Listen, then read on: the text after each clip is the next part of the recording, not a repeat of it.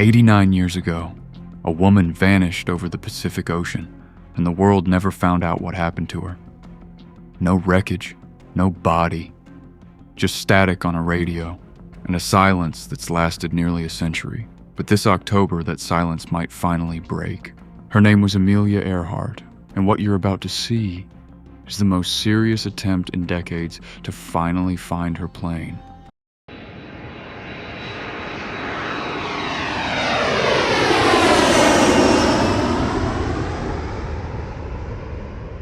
July 2nd, 1937. Amelia Earhart and navigator Fred Noonan were 9/10 of the way through a flight around the world. Their final leg, a 556-mile hop from Lae, New Guinea, to a speck of land called Howland Island, a runway barely a mile long in the middle of nowhere. They never arrived. Her last confirmed radio transmission was picked up by the U.S. Coast Guard cutter Itasca, stationed near Howland. She reported she was low on fuel and couldn't see the island. Then, nothing. No wreckage was ever recovered. No confirmed remains were ever found. The official U.S. government position: Earhart and Noonan ran out of fuel and crashed into the ocean.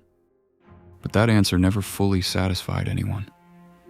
And in the decades since, one competing theory has refused to die. The theory goes like this: Earhart and Noonan didn't crash into open water. They diverted and landed on a reef at a remote, uninhabited atoll called Nikumaroro, over 400 miles southeast of Howland, in what's now the Pacific nation of Kiribati. Researchers from a group called the International Group for Historic Aircraft Recovery, TIGER, have spent decades investigating this island. They've found artifacts: a fragment of plexiglass consistent with a 1930s aircraft window, a piece of aluminum that could match Electra skin panel repairs, and, controversially, bones. In 1940, a British colonial officer found a partial human skeleton on the island, along with a sextant box. The bones were measured, then lost. Modern forensic analysis of those 1940s measurements suggests they're more consistent with a woman of European descent than most Pacific Islander men of the era, though this remains disputed by skeptics. Then in 2020, satellite imagery added a new piece to the puzzle. Analysts spotted an anomaly in the shallow lagoon at Nikumaroro, a shape, roughly the size and form of an aircraft, partially buried in sediment. They named it the Taraia Object. Could it be the tail section of Earhart's Electra, dragged into the lagoon by decades of storms and tides? Or is it just a natural rock formation, the kind that has fooled searchers before? In 2024, a separate expedition by the company Deep Sea Vision claimed sonar had found a plane-shaped object elsewhere in the Pacific. Weeks later, they confirmed it was nothing but rock, so skepticism here is earned. But the Taraia Object is different.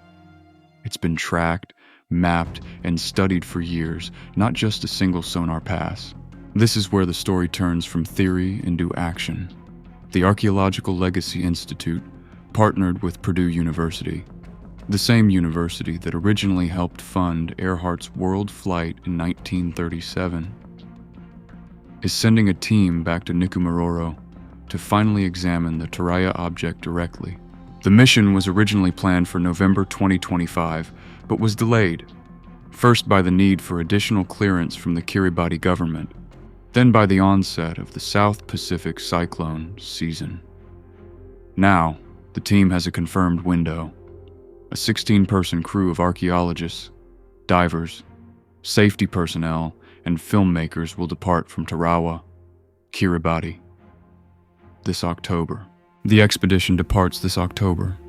If they find something, we'll be first to break it down.